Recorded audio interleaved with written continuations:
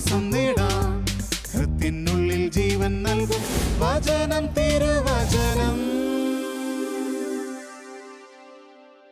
യേശുവിൽ സ്നേഹമുള്ള സഹോദരങ്ങളെ, വിശുദ്ധ മർക്കോസിൻ്റെ സുവിശേഷത്തിൽ 1-ാമത്തെ അധ്യായം 29, 30, 31 തിരുവചനങ്ങൾ നമ്മളിന്ന് ധ്യാനിക്കുകയാണ്.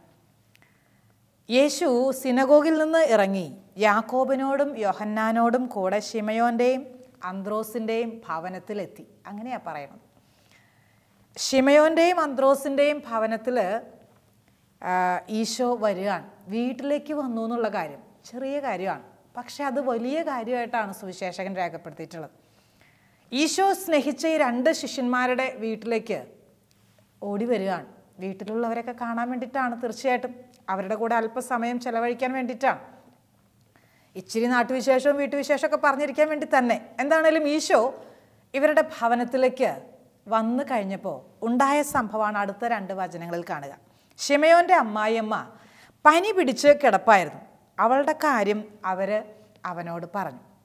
പനി പിടിച്ച് കിടക്കുകയാണ്. പനി ഒരു ചെറിയ കാര്യം, ഇത് ഈശോയോട് പറയേണ്ട ആവശ്യം പോലും ഇല്ലാത്തതാണ്. പനിക്കൊരു ഇച്ചിരി റെസ്റ്റ് എടുക്കുക, അല്ലെങ്കിൽ 2 ടാബ്ലറ്റ് എടുക്കുക, അത്രയും മാറിപ്പോകാവുന്ന കാര്യമുള്ളൂ. അതിപ്പോൾ ഈശോയോട്, ഇത്രയും തിരക്കുള്ള ഈശോയോട് ഇങ്ങനെ പറയേണ്ട കാര്യമില്ലായിരിക്കാം. പക്ഷേ അവളുടെ കാര്യം അവനോട് പറഞ്ഞു. പനിയാണ് കർത്താവേന്ന് ഒന്ന് സ്നേഹത്തോടെ പറഞ്ഞു. ഇത്രയും പറയാൻ എൻ്റെ മനസ്സിലൂടെ പോവുകയായിരുന്നു. എത്രയോ സ്വാതന്ത്ര്യമുണ്ട് അവർക്ക് ഈശോയോട്. ഏതൊരു മനസ്സിൽ സങ്കടം, വിഷമം, അല്ലെങ്കിൽ ഒരു ഭാരം, അസ്വസ്ഥത തോന്നിയാലും ഉടനെ അത് ഈശോയോട് പറയാനുള്ള ഒരു സ്വാതന്ത്ര്യം, ഈശോയെ വീട്ടിലേക്ക് വിളിച്ചുകൊണ്ട് വരാനുള്ള ഒരു സ്വാതന്ത്ര്യം പത്രോസ് കാണിച്ചില്ലേ, അന്ത്രയോസ് കാണിച്ചില്ലേ?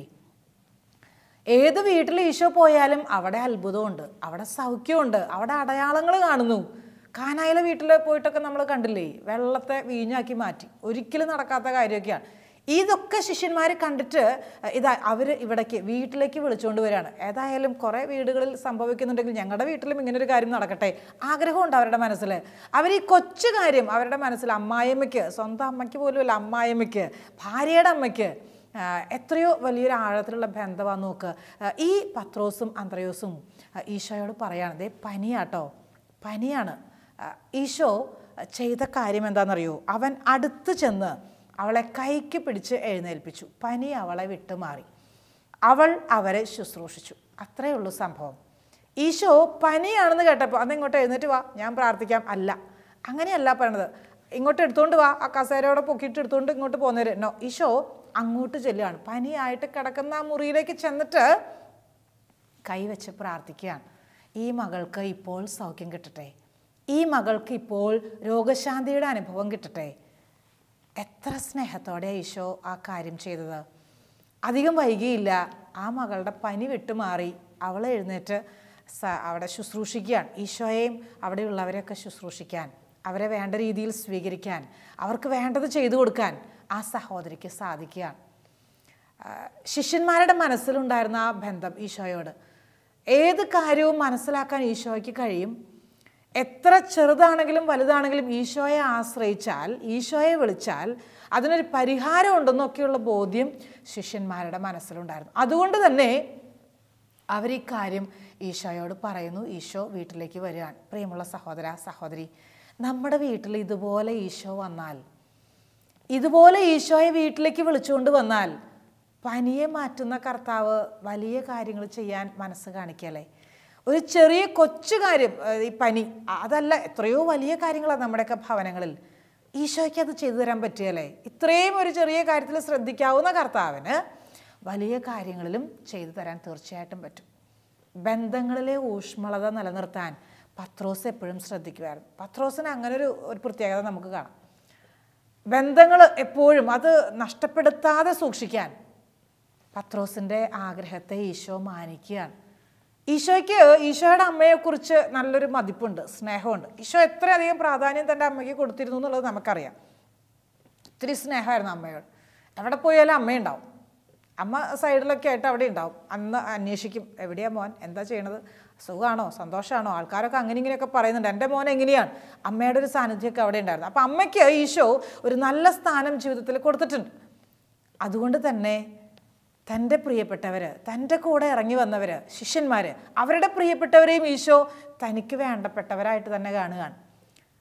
തൻ്റെ കൂടെ ശുശ്രൂഷയ്ക്ക് ഇറങ്ങി തിരിച്ചവരുടെ പ്രിയപ്പെട്ടവരെയും ഈശോ വേണ്ടപ്പെട്ടവരായിട്ട് കാണുകയാണ്. അമ്മയ്ക്ക് വയ്യാട്ടോ, അത്രേ പറയുന്നുള്ളൂ. വേറെ അധികം ഒന്നും നീട്ടിപ്പിടിച്ചതേ ഇന്ന ആശുപത്രി കൊണ്ടുപോയി ഇന്ന മരുന്ന് കഴിച്ചു, ഇത്രയും ദിവസമായി എക്സ്റേ എടുത്തു, സ്കാനിങ് നടത്തി, MRI എടുത്തു, നോ, അതൊന്നും. പനിയാണ്, അറിയിച്ചു. പനിയാണെന്ന് അറിയിച്ചു. അത്രേ വചനത്തിൽ പറയുന്നുള്ളൂ. പ്രിയമുള്ള സഹോദരങ്ങളെ, നമ്മുടെ ഭവനത്തിലേക്ക് ഈശോ വരട്ടെ. നമ്മുടെ ഭവനത്തിലേക്ക് ഈശോയോട് വരാൻ പറയണം നിർബന്ധമായിട്ടും. എന്നിട്ടോ കുടുംബത്തിൻ്റെ നാഥനായി, രക്ഷകനായി ഈശോയെ അങ്ങ് വെച്ചോ. ഈശോ നമ്മുടെ കാര്യങ്ങളിൽ തീരുമാനം എടുക്കുകയാണ്. എന്ത് കാര്യവും കർത്താവിൻ്റെ ശുശ്രൂഷയ്ക്ക് ഇറങ്ങുന്ന, കർത്താവിൻ്റെ വചനം പങ്കുവെക്കാനോ കർത്താവ് ഏൽപ്പിക്കുന്ന ആത്മീയ മേഖലകളിലൊക്കെ ശുശ്രൂഷകൾ ചെയ്യുന്നവർ, ഏതെങ്കിലും ഒരു മകനോ മകളോ അങ്ങനെ ശുശ്രൂഷ ചെയ്യുന്നവരെ ഒരു കുടുംബത്തിലുണ്ടെങ്കിൽ ആ കുടുംബത്തിൻ്റെ മുഴുവൻ കാര്യങ്ങളും ഉറപ്പ് കർത്താവിൻ്റെ ഉത്തരവാദിത്തമാണ്, കർത്താവിൻ്റെ ആവശ്യമാണ്. കർത്താവ് അവിടെ കാര്യങ്ങൾ നടത്തിയിരിക്കും. ഞാൻ ഓർക്കുകയാണ്, എൻ്റെ വീട്ടിൽ കുറച്ച് നാൾ മുമ്പ് എൻ്റെ മമ്മിക്ക് ഒരു മാസത്തിനുള്ളിൽ 3 പ്രാവശ്യം സർജറി നടത്തേണ്ടി വന്നു. ഒറ്റ മാസത്തിനുള്ളിൽ. ഒരു പ്രാവശ്യം ചെയ്തു, ശരിയായില്ല, പിന്നെയും ചെയ്തു, ശരിയായില്ല, പിന്നെയും ചെയ്തു. എനിക്ക് 3 ആങ്ങളമാരാണ് ഉള്ളത്. ഞാൻ ഒറ്റ മോളേ ഉള്ളൂ. 3 ആങ്ങളമാർക്കും കുഞ്ഞു മക്കളുണ്ട്. പിന്നെ എൻ്റെ പപ്പ 2 കണ്ണും കാണാതെ ആയിരിക്കുന്ന ഒരാളാണ്. അപ്പം എല്ലാവർക്കും അങ്ങനെ വീട്ടിൽ നിന്ന് പെട്ടെന്ന് ഇട്ടിട്ട് പോയിട്ട് മമ്മിയുടെ കൂടെ ഹോസ്പിറ്റലിൽ നിൽക്കാൻ പറ്റുകയില്ല.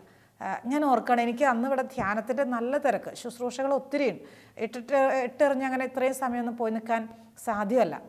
അന്ന് ഓർക്കുന്നു, ആ നാളുകളിൽ ഈശോയെ എന്ത് ചെയ്യണം, നീ തന്നെ ഇറങ്ങിച്ചല്ലാതെ പറ്റത്തില്ല, നീ ഹോസ്പിറ്റലിലേക്ക് വരാതെ പറ്റത്തില്ല. ഈശോയോട് തന്നെ കാര്യങ്ങൾ പറഞ്ഞു. എനിക്ക് ഒരേ സമയം 2 സ്ഥലത്ത് ഒപ്പമായിരിക്കാൻ പറ്റത്തില്ല, നീ ഇടപെട്ടേ പറ്റൂ. സ്വാതന്ത്ര്യത്തോടെ പറഞ്ഞു. ഞാൻ ഓർക്കും, ആ ദിവസങ്ങളിൽ മമ്മിയുടെ അനിയത്തി ടീച്ചറാണ്, ലീവ് എടുത്തിട്ട് മമ്മിയുടെ കൂടെ മുഴുവൻ സമയം നിൽക്കുകയാണ്. എന്നോട് വളരെ സ്നേഹത്തോട് പറഞ്ഞു, നീ ടെൻഷൻ പിടിച്ചിട്ട് വരണ്ട, ഞങ്ങൾ നോക്കിക്കോളാം, മമ്മിയുടെ കൂടെ ഞങ്ങൾ നിന്നോളാം, മമ്മിയെ ഞങ്ങൾ ശ്രദ്ധിച്ചോളാം. ഞാൻ ഓർക്കുന്നു പ്രിയമുള്ളവരെ, കർത്താവിന് വേണ്ടിയിട്ട് നമ്മൾ ഇറങ്ങുമ്പോൾ, കർത്താവിൻ്റെ കയ്യെ പിടിച്ചിട്ട് നമ്മൾ ഇറങ്ങുമ്പോൾ, നമ്മുടെ പ്രിയപ്പെട്ടവരെയും നമ്മുടെ കുടുംബാംഗങ്ങളെയൊക്കെ സംരക്ഷിക്കാനും ശുശ്രൂഷിക്കാനും അവരുടെ ഏത് ആവശ്യത്തിൽ ഇറങ്ങി വരാനും ഈശോയ്ക്ക് നല്ല മനസ്സാണ്. ഈശോയ്ക്ക് നല്ല മനസ്സാണ്. ഈശോ നല്ല സ്നേഹത്തോടു കൂടെ തന്നെയാണ് നമ്മളെയും നമ്മുടെ പ്രിയപ്പെട്ടവരെയും നോക്കി കാണുക. നമ്മളെ മാത്രമല്ല, നമ്മുടെ പ്രിയപ്പെട്ടവരെയും ഈശോ ആ വലിയ സ്നേഹത്തോടു കൂടെ തന്നെയാണ് നോക്കി കാണുക. ഒന്ന് വിളിക്കാൻ, ഈശോയെ ഒന്ന് കൂട്ടിന് കൊണ്ടുവരാൻ ഒരു മനസ്സുണ്ടെങ്കിൽ തീർച്ചയായും നമ്മുടെ ഭവനങ്ങളിൽ ഇതുപോലെയുള്ള അനുഭവങ്ങൾ സമാധാനത്തിലേക്കും രക്ഷയിലേക്കും സൗഖ്യത്തിലേക്കും നയിക്കാൻ നമുക്ക് സാധിക്കും. രോഗശാന്തിയുടെ അനുഭവം മാത്രമല്ല, മനഃശാന്തി കൊടുക്കാനും പറ്റും. ഒരു ചെറിയ പനി മതി നമ്മുടെയൊക്കെ മനസ്സ് ഇറിറ്റേറ്റഡ് ആകാൻ, അസ്വസ്ഥത കൊണ്ട് നിറയാൻ. ഒരു ജലദോഷം വന്നാൽ മതി ചിലരെ സംബന്ധിച്ച്, പിന്നെ കാണുന്നതിനും പിടിക്കുന്നതിനൊക്കെ അരിച്ചാണ് ചില ആൾക്കാർക്ക്. ഒരു തലവേദന വന്നാൽ മതി, പിന്നെ സംസാരിക്കാൻ ഇഷ്ടമില്ല ചില ആൾക്കാർക്ക്. തലവേദന വരുന്നത് പിന്നെ മുറിയിൽ കയറി അടച്ചു പൂട്ടിയിരിക്കും, പിന്നെ ഇറങ്ങാൻ ഇഷ്ടമില്ല. ജോലി 2 ദിവസം ലീവ്, പോകത്തില്ല. ഒരു ജലദോഷം വന്നാൽ ലീവ്, പോകത്തില്ല. പള്ളി പോകത്തില്ല, പ്രാർത്ഥിക്കത്തില്ല. അപ്പോൾ പല കാരണങ്ങൾ, ചെറിയ കാരണങ്ങൾ തന്നെ ശരീരത്തിൻ്റെ ഒരു അസ്വസ്ഥത നമ്മുടെ എല്ലാ പ്രവർത്തന മണ്ഡലങ്ങളെയും വ്യാപിക്കാൻ, അവിടെയൊക്കെ അസ്വസ്ഥപ്പെടുത്താൻ സാധ്യതയുണ്ട്. ഈശോ വീട്ടിൽ വന്നാൽ, ഈശോ വീട്ടിലുണ്ടെങ്കിൽ ഈ കാര്യങ്ങൾക്കൊക്കെ ഒരു തീരുമാനമാകുകയല്ലേ. ഈശോയെ വീട്ടിലേക്കൊന്ന് ക്ഷണിച്ചാൽ, പത്രോസും അന്ത്രയോസും അതാ ചെയ്തത്. ഒന്ന് വരുമോ ഈശോയെ, വീട്ടിലേക്ക് ഒന്ന് വരുമോ, കുറച്ച് സമയം ഒന്നിരിക്കാൻ. ഈ അമ്മായിമ്മ പനി മാറിയിട്ട് ഉടനെ തന്നെ എഴുന്നേറ്റ് സെക്കൻഡ് നേരം കൊണ്ട് കാര്യങ്ങൾ ചെയ്തു എന്നാണ് പറയണത്. ഈശോയ്ക്ക് ശുശ്രൂഷകൾ ചെയ്തു കൊടുത്തു എന്നാണ് പറയുക. സഹോദരങ്ങളെ, നമുക്ക് ഈശോയ്ക്ക് വേണ്ടിയിട്ട് ഇറങ്ങാൻ, ഈശോയ്ക്ക് വേണ്ടിയിട്ട് സമയം കൊടുക്കാൻ, ഈശോയ്ക്ക് വേണ്ടിയിട്ട് കഴിവുകൾ മുഴുവൻ കൊടുക്കാൻ നമുക്ക് മനസ്സ് വെക്കണം. എന്ത് കഴിവാണോ നിനക്ക് തന്നിട്ടുള്ളത്, നീ അത് ഈശോയ്ക്ക് കൊടുക്കുക. നിനക്ക് എന്ത് ഇടവകയിലെ സംഘടനകളോട് ചേർന്ന് പ്രവർത്തിക്കാനാണോ, ഇടവകയുടെ ഏത് പ്രവർത്തനത്തിലും നേതൃത്വം കൊടുക്കാനാണോ, അല്ലെങ്കിൽ മതബോധന രംഗത്ത് പഠിപ്പിക്കാനാണോ, അല്ലെങ്കിൽ ആത്മീയ ശുശ്രൂഷ മണ്ഡലങ്ങളിൽ, പ്രാർത്ഥനാ കൂട്ടായ്മകളിൽ, പ്രാർത്ഥനാ ശുശ്രൂഷകളിൽ എവിടെയാണോ നിന്നെ ഈശോ വിളിക്കുക, ആ മേഖലയിൽ നീ വിശ്വസ്തയോടും സ്നേഹത്തോടും കൂടെ കർത്താവിൻ്റെ കയ്യെ പിടിച്ചിട്ടാണ് മുന്നോട്ട് പോകുന്നതെങ്കിൽ നിന്റെ കരം പിടിക്കാൻ കർത്താവുണ്ട്. നിന്റെ കരം കർത്താവ് പിടിക്കുമ്പോൾ നിന്റെ കരത്തിൽ ആരൊക്കെ പിടിച്ചിട്ടുണ്ടോ അവരെയും കർത്താവ് താങ്ങിക്കൊള്ളും, അവരെയും കർത്താവ് ചേർത്ത് പിടിക്കും. നിന്റെ കൂട്ടത്തിൽ നീ ആരോടൊക്കെ നീ കടപ്പെട്ടിരിക്കുന്നു, അല്ലെങ്കിൽ നിന്റെ ജീവിതത്തിൽ ആരൊക്കെ നിന്റെ സഹായം, നിന്റെ സാന്നിധ്യം പ്രതീക്ഷിക്കുന്നു, നിന്റെ ഒരു സ്നേഹം ആഗ്രഹിക്കുന്നു, അവരെയൊക്കെ ഈശോ ചേർത്ത് പിടിക്കാൻ ആഗ്രഹിക്കുകയാണ്. ഒരുപക്ഷെ നിനക്ക് ഒത്തിരി ജോലി തിരക്കുണ്ടാവും, ഒത്തിരി ഉത്തരവാദിത്തങ്ങളുടെ ആധിക്യം കൊണ്ട് എല്ലായിടത്തേക്കും ഓടിയെത്താൻ പറ്റുകയില്ല. ഒരേ സമയം വീട്ടിലെ കാര്യം, നാട്ടിലെ കാര്യം, ഇടവകയിലെ കാര്യം എല്ലാം ചെയ്തു തീർക്കാൻ പറ്റുന്നില്ലായിരിക്കാം. ഈശോയെ ഒന്ന് ക്ഷണിക്കുമോ? എളുപ്പമാണ് എല്ലാ കാര്യവും, എല്ലാ കാര്യവും എളുപ്പം, എല്ലാ കാര്യവും. അതത്ര ഭാരമായിട്ട് പിന്നെ നമുക്ക് തോന്നത്തില്ല. ഈശോ വീട്ടിലുണ്ടെങ്കിൽ ചെറിയ കാര്യങ്ങളിൽ പോലും ഈശോ ശ്രദ്ധിക്കുകയാണ്. ചെറിയ കാര്യങ്ങളിൽ പോലും പിന്നെ ഈശോയുടെ വലിയ സാന്നിധ്യം നമുക്ക് അനുഭവപ്പെടുകയാണ്. പനിയുടെ കാര്യം മാത്രമല്ല, എന്ത് കാര്യം, ജോലി ചെയ്യണ കാര്യമാണെങ്കിലും, വീട്ടിലെ ജോലികൾ ശുശ്രൂഷയൊക്കെ കഴിഞ്ഞിട്ട് ഓടി വന്നിട്ട് പിന്നെ വീട്ടിലെ കാര്യങ്ങൾ ചെയ്ത് തീർത്തിട്ട് എത്തുന്നില്ല, ക്ഷീണം തോന്നുകയാണ്. യാത്രയുടെ ക്ഷീണം, അധ്വാന ഭാരത്തിൻ്റെ ക്ഷീണം, മനസ്സിൻ്റെ ക്ലേശങ്ങൾ, ഇതൊക്കെ നമ്മളെ അലട്ടാൻ സാധ്യതയുണ്ട്. ഒന്ന് ഈശോയെ വിളിച്ചു നോക്കിയേ, ഒന്ന് ഈശോയെ കൂട്ടത്തിൽ കൊണ്ടുവന്ന് നോക്കിയേ. ഒരിക്കലും ഒരു സഹോദരിക്ക് വേണ്ടി പ്രാർത്ഥിക്കുകയാണ്. പ്രാർത്ഥിക്കുമ്പോൾ ഈശോ ഇങ്ങനെ കാണിച്ചു തരാണ്. കുറച്ചധികം ബാത്ത് ടവൽസ്, തോർത്ത്, നമ്മൾ കുളിച്ചിട്ടൊക്കെ തോർത്തുന്ന തോർത്ത്, അതിങ്ങനെ അലക്കി നല്ല വെളുത്ത കളറിൽ അലക്കി കുറേ അധികം അലക്കിയിട്ടിരിക്കുകയാണ്, ഉണങ്ങാനിട്ടിരിക്കുന്ന ഒരു വിഷൻ കാണുകയാണ്. ഞാനിങ്ങനെ ചോദിച്ചു, എന്നാ സഹോദരി ഇങ്ങനെ കാണുന്നത്? ഉടനെ ആ ചേച്ചി ചിരിച്ചുകൊണ്ട് എന്നോട് പറയാം, എൻ്റെ സിസ്റ്ററെ, ഈ ദിവസത്തിൽ രാവിലെ എൻ്റെ അടുത്ത് പ്രാർത്ഥിക്കാൻ വേണ്ടി തന്നൊരു വൈകിട്ട് സമയത്താണ്. ഇന്ന് രാവിലെ വീട്ടിലെല്ലാവരുടെയും ഈ തോർത്ത് എടുത്തിട്ട് അത് ഇച്ചിരി ചൂടുവെള്ളത്തിലൊക്കെ ഇട്ട് നന്നായിട്ട് അലക്കി നന്നായിട്ട് വെളുപ്പിച്ചു. കറുത്ത കളറായിരുന്നു, അത് മുഴുവൻ നന്നായിട്ട് വെളുപ്പിച്ചു. വെളുത്ത് ഒക്കെ ഇങ്ങനെ ഉണക്കാനിട്ടപ്പോൾ മക്കൾ 2-3 പേര് വന്നിട്ട് പറഞ്ഞു, അമ്മേ ഒത്തിരി കഷ്ടപ്പെട്ടു അല്ലേ, നല്ല വൃത്തിയായി, നല്ല വെളുത്തു നന്നായിട്ട്. ഇതൊക്കെ എല്ലാവരും അമ്മയെ വന്നിട്ട് അപ്രിഷ്യേറ്റ് ചെയ്തു എന്ന് പറയാണ്. ഈ അമ്മ പറയാണ്, സിസ്റ്ററെ, അത് അലക്കിക്കൊണ്ടിരിക്കുമ്പോൾ എൻ്റെ മനസ്സിൽ ചെറിയൊരു സങ്കടമൊക്കെ ഉണ്ടായിരുന്നു. നടുവിന് ഭയങ്കര വേദന, ഇതൊക്കെ എങ്ങനെ ചെയ്തു കൂട്ടും, എന്തോ ഒരു പണിയാണ്, ഇതൊക്കെ ആര് ചെയ്തു കൂട്ടും, ഇങ്ങനെയൊക്കെ ഒരു മനസ്സും ശരീരമൊക്കെ തളരുന്നൊരു അനുഭവം ഉണ്ടായിരുന്നു. പക്ഷേ ആ സമയം തന്നെ ഈശോയെ നീ എൻ്റെ കൂടെ വാ, ഈശോയെ നീ എൻ്റെ കാര്യത്തിലേക്ക് വാ, നീ എൻ്റെ മനസ്സിനെ ഒന്ന് ഈ പ്രാർത്ഥന കേൾക്കാൻ, ഒന്ന് ആശീർവദിക്കാൻ, ഒന്ന് അനുഗ്രഹിക്കാൻ അടുത്തേക്ക് വാ. ഈ സഹോദരി പറയാ, ആ സമയം തന്നെ ഒരു വലിയ ദൈവസാന്നിധ്യം അനുഭവിക്കുകയായിരുന്നു. പിന്നെ ചെയ്തതൊന്നും ഞാനല്ല, എന്നിലുള്ള ദൈവശക്തി അധ്വാനിച്ച അനുഭവമായിരുന്നു. വലിയ സന്തോഷം തോന്നി. കൊച്ചു കാര്യങ്ങൾ പോലും ഈശോ അറിയുന്നു. ചെറിയ കാര്യങ്ങൾ പോലും, നമ്മൾ വലിയ വലിയ കാര്യങ്ങൾ ചെയ്യുമ്പോൾ അതൊക്കെ ഈശോ കാണുള്ളൂ അല്ല, ചെറിയ കാര്യങ്ങൾ പോലും ഈശോ കാണുകയാണ്. ആവശ്യ സമയത്ത് മാത്രം ഈശോയെ തേടുകയല്ല, സങ്കടം വരുമ്പോൾ മാത്രമല്ല. ചില ആൾക്കാരെ കണ്ടിട്ടില്ലേ, ഈ വാഹനമൊക്കെ ഓടിപ്പിക്കുന്നവർ സ്പെയർ ടയർ വാങ്ങി വയ്ക്കും. എന്ന് പറഞ്ഞാൽ എങ്ങാനും ടയർ കേടായാൽ അത് നല്ലതെടുത്തിട്ട് വേഗം ഫിറ്റ് ചെയ്യാൻ വേണ്ടിയിട്ട്, ആവശ്യം വരുമ്പോൾ ഉപയോഗിക്കാൻ. അങ്ങനെയല്ല ഈശോയോടുള്ള ബന്ധം വേണ്ടത്. എല്ലാ സമയവും സന്തോഷത്തിലും സങ്കടത്തിലും, നിൻ്റെ പരാജയത്തിലും നിൻ്റെ വിജയത്തിലും നിൻ്റെ അധ്വാനത്തിലും നിൻ്റെ വിശ്രമത്തിലും എല്ലാം നീ ഈശോയോട് കൂട്ടുകൂട്. ഈശോ വരട്ടെ വീട്ടിൽ, ഈശോ വരണം വീട്ടിൽ. ഈശോ വീട്ടിലുണ്ടെങ്കിൽ എല്ലാത്തിനും ഒരു നിറവുണ്ട്. ചില വീടുകളിൽ പോയാൽ നമുക്കറിയാലോ, ഒരു സന്തോഷവുമില്ല, സമാധാനവുമില്ല. പക്ഷെ ചില വീട്ടിലോ ഇറങ്ങിപ്പോരാൻ തോന്നുകയില്ല. ഇതൊരു ഒരു കയറി ചെല്ലുന്നത് നമുക്ക് ആ ദൈവ സാന്നിധ്യം അനുഭവിക്കാൻ പറ്റും. കയറി ചെല്ലുന്നത് നമ്മുടെ ഭവനങ്ങൾ, നമ്മുടെ സ്ഥാപനങ്ങൾ, നമ്മുടെ സമൂഹങ്ങൾ, അവിടെയുള്ള എല്ലാ സ്വരവും, അവിടെയുള്ള എല്ലാ ഇടപെടലുകളും, അവിടെയുള്ള എല്ലാ ജീവിതങ്ങളും ഈശോയിൽ കേന്ദ്രീകരിച്ചാകട്ടെ. ഈശോ വീട്ടിലുള്ളൊരു അനുഭവം. ഈശോ വീട്ടിലുണ്ടെങ്കിൽ പാപത്തിൻ്റെ അവസ്ഥയില്ല. ഈശോ വീട്ടിലുണ്ടെങ്കിൽ അവിടെ അസ്വസ്ഥതയില്ല, അവിടെ പിറുപിറുപ്പില്ല, അവിടെ വഴക്കില്ല, അവിടെ വൈരാഗ്യങ്ങളില്ല, അവിടെ ഭാരങ്ങളില്ല. എത്ര തകർച്ചയാണെങ്കിലും അവിടെ സന്തോഷമുണ്ട്, അവിടെ സമാധാനമുണ്ട്.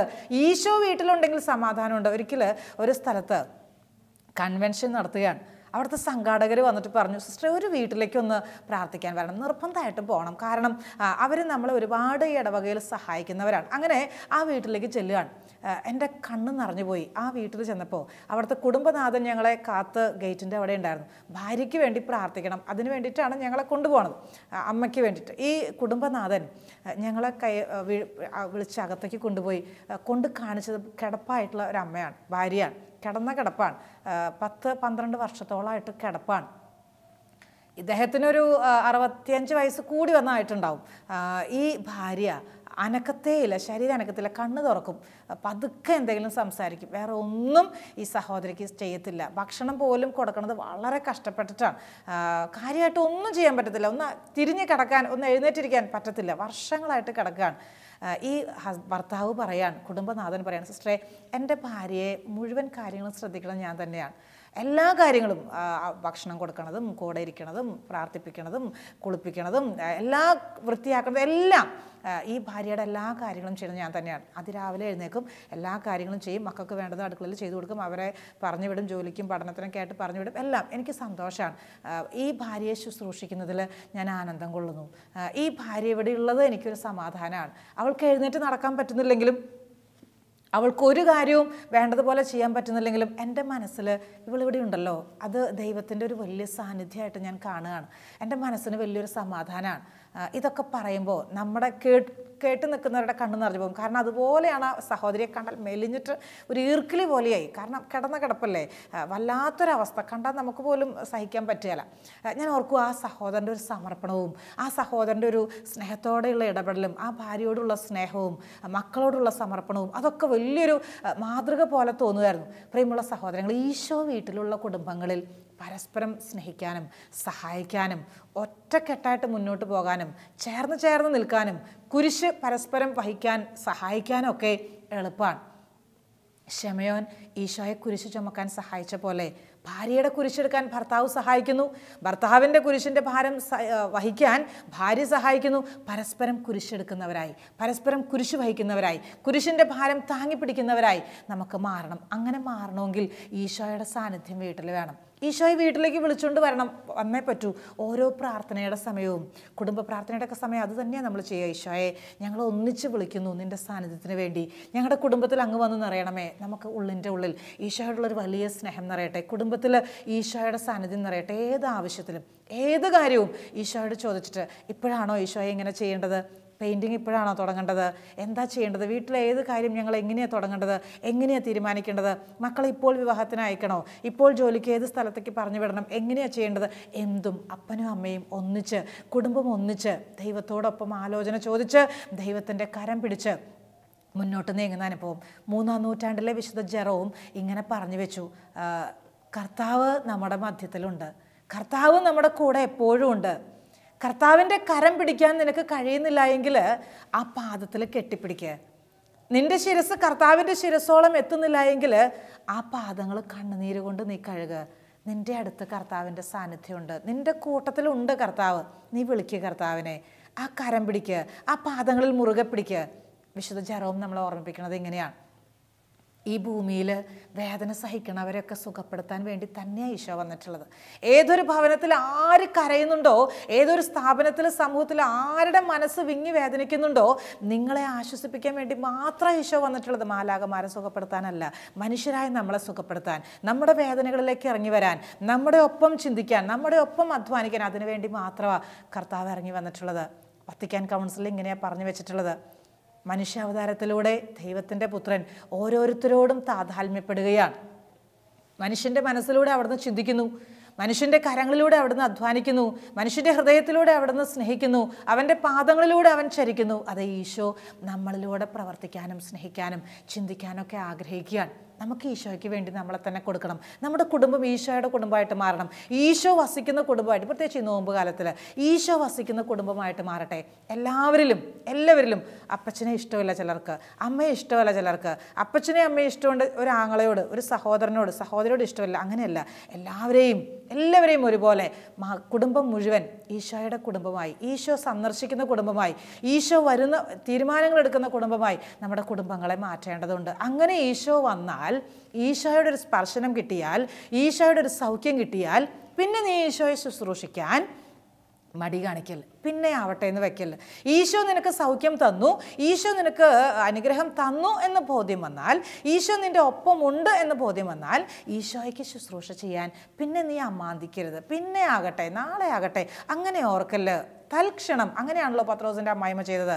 പെട്ടെന്ന് തന്നെ ഈശോയെ ശുശ്രൂഷിക്കാൻ ആ സഹോദരി തയ്യാറാവുകയാണ്. ഈശോയെ ശുശ്രൂഷിക്കാൻ നല്ലൊരു മനസ്സ്, സൗഖ്യം കിട്ടിയാൽ പിന്നീടാകട്ടെ എന്ന് നീ ചിന്തിക്കല്ലേ. ഞാൻ ഓർക്കുന്നു, എൻ്റെ കുഞ്ഞുനാളിൽ എൻ്റെ മമ്മിക്ക് വലിയൊരു രോഗത്തിൻ്റെ അവസ്ഥയുണ്ടായിരുന്നു. അത്ഭുതകരമായിട്ടാണ് ഈശോ സൗഖ്യം കൊടുത്തത്. ഡോക്ടേഴ്സൊക്കെ ഇനി മരിക്കത്തേ ഉള്ളൂ എന്ന് പറഞ്ഞിട്ട് 3 പ്രാവശ്യമൊക്കെ രോഗിലേപനം കൊടുത്ത ആളാണ്. എന്നിട്ടും അത്ഭുതകരമായൊരു പ്രാർത്ഥന കൂട്ടായ്മയിൽ വെച്ച് അത്ഭുതകരമായ രീതിയിൽ ഈശോ സൗഖ്യം കൊടുത്തു. സൗഖ്യം സ്വീകരിച്ചിട്ട് ഞാൻ ഓർക്കുന്നു, 1 വർഷത്തേക്ക് മമ്മിക്ക് സൗഖ്യം തന്നെ, പൂർണ്ണമായ സൗഖ്യമാണ്, ഒരു പ്രശ്നവുമില്ല. ആ കഴിച്ചിരുന്ന മരുന്നുകളൊന്നും പിന്നെ തൊടേണ്ടി പോലും വന്നിട്ടില്ല. എല്ലാ ഡോക്ടേഴ്സിനും അത്ഭുതമായിരുന്നു, ഇതെങ്ങനെയാണ് ഈ ആൾ ജീവിക്കുന്നതെന്ന്.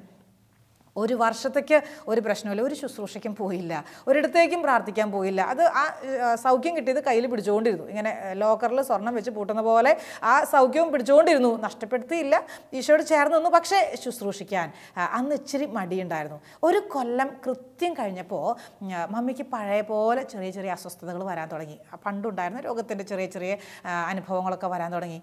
അന്നേരമാണ് പോട്ട ആശ്രമത്തിലൊക്കെ ശുശ്രൂഷകളെക്കുറിച്ച് അറിയുക. അത്ഭുതകരമായിട്ട് ഈശോ അങ്ങോട്ട് നയിക്കുകയായിരുന്നു. കർത്താവിനെങ്കിലേക്ക് പിന്നെയും ചെന്നു, കർത്താവിനെ പിന്നെയും വിളിച്ചു. ഇതാ വീണ്ടും സൗഖ്യം, വീണ്ടും സൗഖ്യം. പിന്നെ ഇരുന്നില്ല, പിന്നെ മമ്മി ശുശ്രൂഷയ്ക്ക് ഇറങ്ങാൻ തുടങ്ങി. സാക്ഷ്യം പറയാനും മധ്യസ്ഥ പ്രാർത്ഥനയ്ക്കും ഇടവകയിൽ പ്രാർത്ഥനാ കൂട്ടായ്മകളിൽ പങ്കുചേരാൻ. ഞാൻ ഓർക്കുന്നു പ്രിയമുള്ളവർ, അന്ന് മുതൽ ഇന്ന് വരെയും കർത്താവ് ആ ശുശ്രൂഷയ്ക്കുള്ള അവസരങ്ങൾ കുടുംബത്തിൽ മുഴുവൻ തന്നുകൊണ്ടിരിക്കുകയാണ്. ശുശ്രൂഷ ചെയ്യാൻ ഒരാൾക്കല്ലെങ്കിൽ മറ്റൊരാൾക്ക് കർത്താവ് ശുശ്രൂഷ ചെയ്യാനുള്ള അവസരങ്ങൾ ഒരുക്കിക്കൊണ്ടിരിക്കുകയാണ്. ഒന്ന് ചേർന്ന് നിന്നാൽ നിനക്ക് ഇഷ്ടം പോലെ അവസരങ്ങൾ, ഒരു വേദിയല്ല കേട്ടോ, ഒരു സ്ഥലമല്ല, ഇഷ്ടം പോലെ അവസരങ്ങൾ ഈശോ നിനക്കായിട്ട് ഒരുക്കുകയാണ്. നിൻ്റെ വീട്ടിലേക്ക് ഈശോ വന്ന് നിനക്ക് സൗഖ്യം തന്നില്ലേ? നീ കിടക്കുന്ന കട്ടിലിൻ്റെ അരികിലേക്ക് വന്നിട്ട് ഈശോ നിനക്ക് സൗഖ്യം തന്നില്ലേ? ഇനി അടങ്ങിയിരിക്കല്ലേ? നിൻ്റെ പ്രശ്നങ്ങൾക്ക് പരിഹാരം കാണാൻ ഈശോ നിൻ്റെ അടുത്തേക്ക് വന്നിട്ട് സ്നേഹത്തോടെ നിന്നെ ചേർത്ത് പിടിച്ചില്ലേ മകനെ മകളെ? എങ്കിൽ നീ കർത്താവിനെ ശുശ്രൂഷിച്ചേ പറ്റൂ, എങ്കിൽ നീ കർത്താവിൻ്റെ ഒപ്പം മുന്നോട്ട് നീങ്ങിയേ പറ്റൂ. നിൻ്റെ പോലെ വേദനിക്കുന്ന അനേകം മക്കൾ ഒരല്പം ആശ്വാസത്തിന് വേണ്ടി കഴിയുന്ന എത്രയോ മക്കൾ അവരുടെ അരികിലേക്ക് പോകാൻ പറ്റുന്നില്ലെങ്കിലും നിനക്ക് അവരുടെ അടുത്തേക്ക് ഈശോയെ ഒന്ന് പറഞ്ഞു വിടാലോ. ഈശോയെ, നീ ആ വീട്ടിലേക്ക് കടന്നു ചെല്ല്, നീ ആ മകനെ കാണണം, നീ ആ മകളെ കാണണം, പറയാലോ ഈശോയോട്. നമുക്ക് ഈശോയെ ശുശ്രൂഷിക്കാൻ എത്രയോ അവസരങ്ങൾ. പത്രോസിൻ്റെ അമ്മായിമ്മ ഈശോയെ ശുശ്രൂഷിച്ച പോലെ നമുക്ക് ഈശോ അവസരങ്ങൾ ഒരുക്കി തരികയാണ്. പിന്നെ ആകട്ടെ എന്ന് കരുതല്. 2 കൊല്ലം കഴിയട്ടെ, മക്കളുടെ കല്യാണം നടന്നു കഴിയട്ടെ, മക്കളുടെ പഠനം തീരട്ടെ, വീടിൻ്റെ പണി തീരട്ടെ, ലോൺ അടച്ച് തീരട്ടെ, കടം മുഴുവൻ വീടട്ടെ. പറ്റില്ല കേട്ടോ, വേണ്ട കേട്ടോ, മുഴുവൻ കൊടുക്കണം ഈശോയ്ക്ക്, മുഴുവൻ കൊടുക്കണം. ഞാൻ ഓർക്കുന്നു, ഒരു സ്ഥലത്ത് ധ്യാനം നടത്തിക്കൊണ്ടിരിക്കുമ്പോൾ ഒരു സഹോദരൻ നിർബന്ധമായിട്ട് കണ്ടേ പറ്റൂ, വാശിയാണ്. ഇദ്ദേഹം കാണാൻ വന്നു.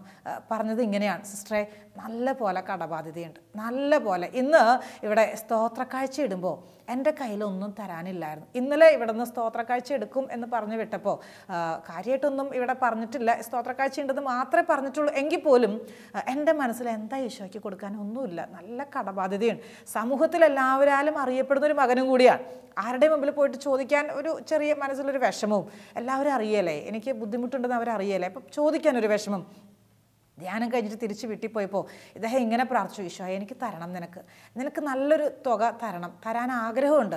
അത്ഭുതകരമായിട്ട് ആരോ നല്ലൊരു തുക ഇദ്ദേഹത്തിൻ്റെ കയ്യിൽ കൊണ്ടു കൊടുത്തു എന്ന് പറയാൻ. എന്നിട്ട് എന്നോട് ഇങ്ങനെയാണ് പറഞ്ഞത്: സിസ്റ്ററെ, ഇപ്പോൾ ഈ സ്തോത്രക്കാഴ്ച ഇടാനുള്ള പൈസ എൻ്റെ കയ്യിൽ തയ്യാറായിട്ടുണ്ട്. ഇനി ഒരു 3000 രൂപ ഈശോയ്ക്ക് കടമുണ്ട്. ഈശോയ്ക്ക് 3000 രൂപ ഞാൻ ഇന്നാൾ വാഗ്ദാനം ചെയ്ത് ഞാൻ തന്നേക്കാം ഈശോ, എന്ന് കൊടുക്കാൻ പറ്റിയിട്ടില്ല. 3000 രൂപ കൂടെ കൊടുക്കാനുണ്ട്. ഞാൻ ഓർക്കുക, ഈശോയെ സ്നേഹിക്കുന്ന വിധങ്ങളെ, ഈശോയ്ക്ക് കൊടുക്കുന്ന സമ്പത്ത് മാത്രമല്ല കേട്ടോ, നമ്മുടെ കഴിവ്, നമ്മുടെ സമയം, നമ്മുടെ ആരോഗ്യം, എന്താണോ ഈശോയ്ക്ക് കൊടുക്കാനുള്ളത്, നിനക്ക് എങ്ങനെ ഈശോയെ ശുശ്രൂഷിക്കാൻ പറ്റും? മടി കാണിക്കല്ലേ, മടുപ്പ് തോന്നല്ലേ, ഇട്ടിട്ട് പോകുക എന്ന് പറഞ്ഞേക്കല്ലേ, ഇനി എന്നെക്കൊണ്ട് ഈ പണി പറ്റില്ല എന്ന് പറഞ്ഞേക്കല്ലേ. നീ ഈശോയുടെ കൂടെ നിൽക്കുക. നിന്നെ ഈശോ ഇത്രയും സ്നേഹിച്ചില്ലേ? മറ്റെല്ലാവരെയും കൂടുതലായിട്ട് നിൻ്റെ കുടുംബത്തെ ഈശോ ഉയർത്തിയില്ലേ? നിൻ്റെ ജീവിതത്തെ ഈശോ ഉയർത്തിയില്ലേ? നിൻ്റെ സഹോദരങ്ങളെക്കാൾ കൂടുതൽ, സുഹൃത്തുക്കളെക്കാൾ കൂടുതൽ നിൻ്റെ സ്ഥാനം എവിടെയാ? ഈശോയുടെ കയ്യിലല്ലേ? ഈശോ നിന്നെ പൊന്നുപോലെ കൊണ്ട് നടക്കുന്നില്ലേ? മടി കാണിക്കല്ലേ, ഞാൻ പോകില്ല, ചെയ്യില്ല, പ്രാർത്ഥനാ കൂട്ടായ്മയിൽ പങ്കെടുക്കില്ല പറഞ്ഞേക്കല്ലേ. പാടാനാണോ കഴിവ്? പാടിയേ പറ്റൂ. പ്രസംഗിക്കാനാണോ കഴിവ്? നീ പ്രസംഗിക്കണം. ഈശോയുടെ നാമം, ഈശോയുടെ നാമം മഹത്വപ്പെടട്ടെ. ഈശോയെ മഹത്വപ്പെടുത്താൻ നിനക്ക് ചെയ്യാവുന്നതിൻ്റെ അപ്പുറം ചെയ്യാൻ നീ മനസ്സ് വയ്ക്കുന്നുവെങ്കിൽ നിൻ്റെ കരം പിടിക്കാൻ അവിടെ നിന്നുണ്ട് എന്നുള്ള ബോധ്യം നിൻ്റെ മനസ്സിൽ ആഴപ്പെടുകയാണ്. നിൻ്റെ കരം പിടിക്കാൻ ഈശോ ഉണ്ട്. നീ ഒറ്റയ്ക്കല്ല, തനിച്ചല്ല. മോനെ, നീ ഒറ്റയ്ക്കല്ല. മോളെ, നീ ഒറ്റയ്ക്കല്ല. ഈശോ നിൻ്റെ കൈ പിടിക്കുന്നു. നീ ആർക്കൊക്കെ വേണ്ടിയിട്ട് ഈശോയോട് പറയുന്നു, അവർക്കൊക്കെ സൗഖ്യമാണ്. അമ്മായിമ്മ മാത്രമല്ല, അമ്മാനപ്പൻ മാത്രമല്ല, മകൻ്റെയും മകളുടെയും കാര്യം മാത്രമല്ല, നീ ആരുടെയൊക്കെ കാര്യം പറയുന്നു, ഈശോ അവരുടെയൊക്കെ മേൽ കൈകൾ വെച്ച് സുഖപ്പെടുത്താൻ, പ്രശ്നം പരിഹരിക്കാൻ നിൻ്റെ കൂടെ ഉണ്ടാവും. ഒരു നിമിഷം ഒന്ന് കണ്ണുകൾ അടച്ച് നമുക്ക് പ്രാർത്ഥിക്കാം. ഈശോയെ, എൻ്റെ ഭവനത്തിൽ നീ വരണേയെന്ന് ഞാൻ പ്രാർത്ഥിക്കുന്നു. എൻ്റെ ഭവനത്തിൽ നിൻ്റെ സാന്നിധ്യം തരണേയെന്ന് പ്രാർത്ഥിക്കുന്നു. വേറെ എന്തൊക്കെ നേടിയിട്ടും ഈശോയെ, നീ വീട്ടിലില്ല എങ്കിൽ സന്തോഷമില്ല, സമാധാനമില്ല. എൻ്റെ വീട്ടിൽ നീ ഉണ്ടാകണേ ഈശോയെ. നീ ഉണ്ടെങ്കിൽ പാപത്തിൻ്റെ ഒരു ലാഞ്ചനയും പാപത്തിൻ്റെ ഒരു താല്പര്യവും ഈ വീട്ടിലുണ്ടാകത്തില്ല. പാപത്തിൻ്റെ ഒരു സ്വാധീനവും തിന്മയുടെ ഒരു ഇടപെടലും എൻ്റെ ഭവനത്തിൽ ഉണ്ടാകത്തില്ല. ഈശോയെ, എൻ്റെ ഭവനം നിൻ്റെ ഭവനമാക്കി തീർക്കണേ. കർത്താവെ, ഞങ്ങളുടെ ഭവനത്തിലേക്ക് നീ വരണമേ എന്ന് ഞങ്ങൾ പ്രാർത്ഥിക്കുന്നു.